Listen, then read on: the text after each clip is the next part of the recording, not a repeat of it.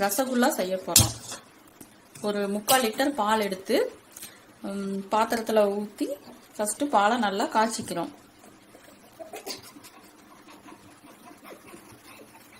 எலுமிச்சம்பழத்தை 1/2 எலுமிச்சம்பழத்தை புழிஞ்சு எடுத்து ஜூஸ் எடுத்து வச்சிருக்கிறோம். பால் நல்லா பொங்கி வரும்போது இந்த 1/2 எலுமிச்சம்பழத்தையும் அதுல விட்டு நல்லா நம்ம மிக்ஸ் பண்ணி விடணும். இப்ப பால் நல்லா பொங்க போகுது.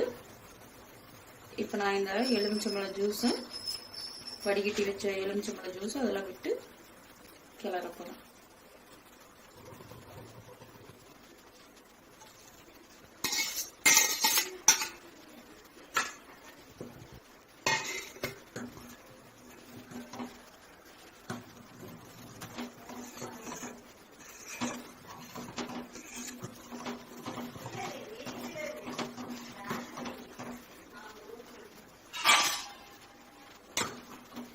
இப்போ பால் நல்லா கொஞ்சம் கொஞ்சமா திரிய ஆரம்பிக்குது. நமக்கு நல்லா முழுசா இன்னும் திரியணும். பால் நல்லா திரிஞ்சதுக்கு அப்புறமா நம்ம அதை எடுத்து ஆஃப் பண்ணிட்டு நம்ம ஃபில்டர் பண்ணணும்.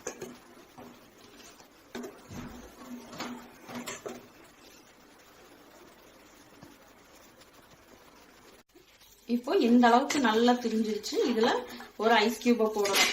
ஐஸ் கியூப போட்டு வைக்கும் போது உங்களுக்கு இன்னும் நல்லாவே திரிஞ்சு வந்துடும். நல்லா இந்த அளவுக்கு நல்லா திரிஞ்சிருச்சு. இப்போ நம்ம இதை எடுத்து நல்லா ஃபில்டர் பண்ணிடலாம்.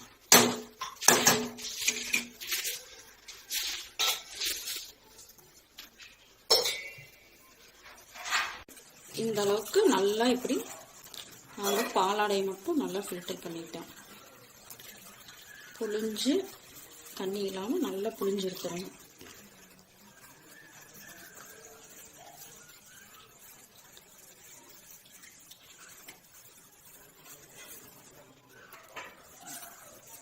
தண்ணி நல்லா ட்ரை ஆகிற அளவுக்கு ஒரு 1/4 மணி நேரம் அந்த மாதிரி நம்ம அப்படியே எதுலையாவது கட்டி விடலாம். இல்லைன்னா சும்மா ஒரு தட்டுல கூட அப்படியே வச்சிடலாம். ஒரு 1/4 மணி நேரம் அப்படியே இருக்கணும். அப்பதான் தண்ணி நல்லா ட்ரை ஆகும்.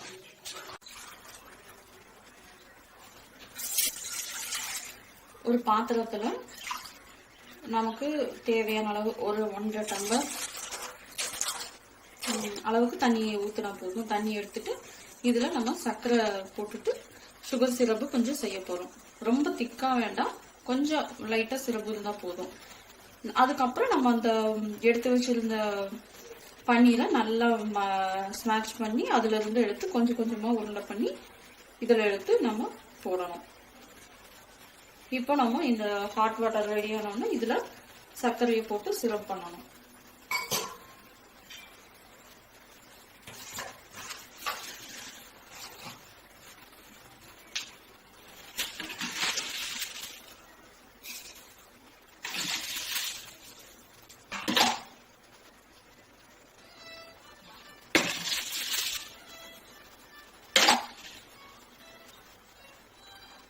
நமக்கு சுகர் வேணுங்கிற அளவுக்கு தகுந்த மாதிரி நம்ம இதுல சுகர் ஆட் பண்ணிக்கலாம். அதிகமா வேணும்னா அதிகமா வேணுங்கிற அளவுக்கு நம்ம ஆட் பண்ணிக்கலாம், இல்லைன்னா கம்மியா போட்டுக்கலாம். இப்ப நமக்கு இந்த அளவுக்கு சுகர் போதும். ரொம்ப வேண்டாம் போது இவ்வளவே போட்டுக்கலாம். இப்போ இந்த பன்னீர் இந்த மாதிரி ஆயிடுச்சு. இந்த பன்னீரை நல்லா நம்ம எவ்வளவுக்கு நம்ம நல்லா பிசைய முடியுமோ அந்த அளவுக்கு பிசையணும். நல்லா அழுத்தம் கொடுத்து பிசையணும். இப்படி நல்லா இந்த இந்த இடத்துல உள்ளங்கையில இப்படி வச்சு அழுத்தம் கொடுத்து நல்லா நம்ம பிசையணும். அந்த அளவுக்கு நம்ம பிசையும் போதுதான் நல்லா ஒரு பதத்துக்கு இது வரும். அதுக்கப்புறம் தான் நம்ம சின்ன சின்னதா உருண்டை பிடிக்க முடியும்.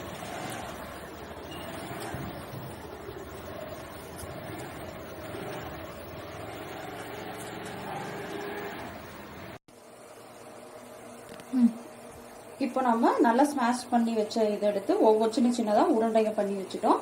அது கூட இப்போ நம்ம ஜீரா கொஞ்சம் நல்லா கொதிக்க ஆரம்பிச்சிருச்சு. இதை நம்ம ஸ்டவ் நல்லா சிம்ல வச்சுக்கணும். நல்லா சிம்ல வச்சுட்டு அதுக்கப்புறம் இதை ஒவ்வொன்றா எடுத்து ஒவ்வொரு பால்ஸா உள்ள போடணும்.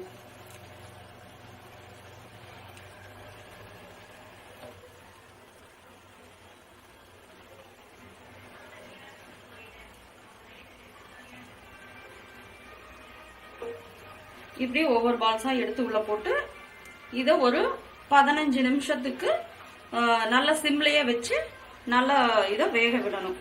ஏதோ ஒரு தட்டோ பிளேட்டோ ஏதோ ஒன்று வச்சு நல்லா மூடி வச்சு இதை 15 நிமிஷத்துக்கு நல்லா வேக விட்டுட்டு எடுக்கணும்.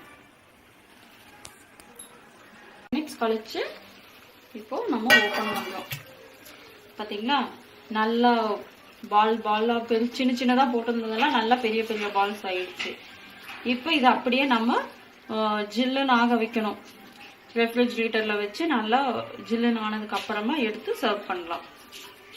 உங்களுக்கு இந்த ரசகுல்லா பிடிச்சிருந்துச்சுன்னா இந்த இதை நீங்க சப்ஸ்கிரைப் பண்ணுங்க, லைக் கொடுங்க.